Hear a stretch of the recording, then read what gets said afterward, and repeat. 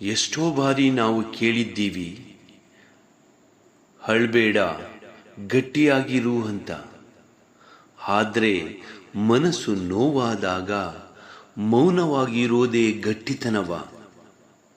ಕಣ್ಣೀರನ್ನು ಅಡಗಿಸೋದೇ ಶಕ್ತಿಯ? ಇಲ್ಲ.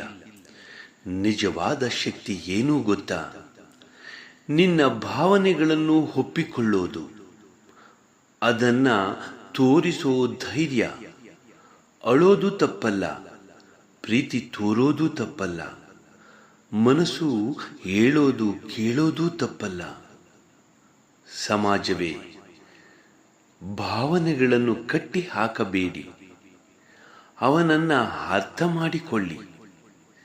ಯಾಕೆಂದರೆ ಭಾವನೆಗಳನ್ನು ತೋರಿಸುವುದು ದುರ್ಬಲತೆ ಅಲ್ಲ, ಅದು ನಿಜವಾದ ಮಾನವೀಯತೆ.